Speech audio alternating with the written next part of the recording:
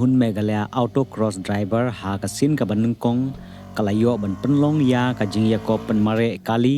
kabalaktip kum ka fast autocross sprint challenge ha Madan Kurkalang hari Bhoi district kani kalempung kalas dang ha ka arfnyu tarik balapan kut pat ha ka arphu pra tarik rempang ar hajar pun reu ya kane ka kenhun lalam khmat da usamla Jeffrey Jerwa kumu president ha ka jingya snok tilang usamla Osbert Wilfred Renja kum u working president ha rangkat kiwe kit khot ka Meghalaya autocross driver ha kane kalempung la sakhiru ya ka jingwan ban yeshimenta da kin nongnya kali kibana ki jella ki ba marjan kum kan Nagaland bat Mizoram kabalakot hadu South Hunrungut ki nongnya kali kenthei bat Shinrang ki balawan ban yakhun ha kane ka ransan u president ka kunhun ulai thu ba ka Meghalaya autocross driver ka thmu ban kentiu ya ka culture yelekai motorsports ha ka jella bat ban thaulat na ka banta ki nongnya kali ki badon ka sam bakin yo e ki ransan ban peni yala ki jingla jongki ban nya e ki kali hakum kini ki ransan ha ka sngi ban penkut ya kane ka lempung lawan ban sakhi da uba daman bai lamare MLA ka umroi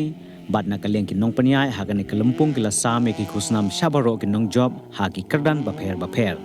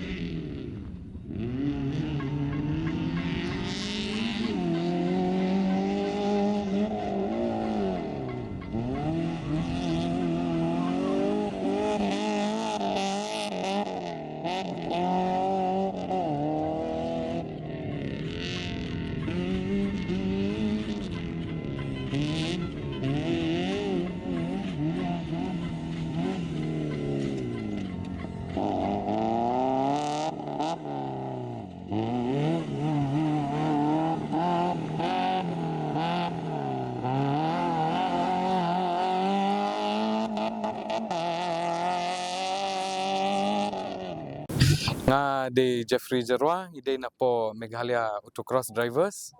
te kani ka club kadi bangi dang share seng himingi pat kini para perlok jungi tingi penya kini ka first autocross sprint challenge basin ka banding kong ka jong kani ka society ka jungi bangi penya ka motif ka jungi kalong ba i penya kini ki event ba kum kani ka judge event kani ka autocross kampat da don ba po shulong takada ko mengiru ki barang sedang banle thamai ka moski kini ki race ki don becha jengai kum cha Nagaland cha Garo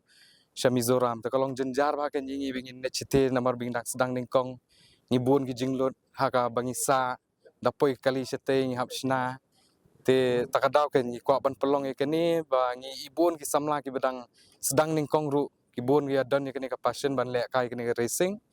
takadaw ngi kwa ban penya hani te ka motif ka jungi ka debit bingin pelong bet yearly bet that means ngi pelong mentau Feb next year in pelong Feb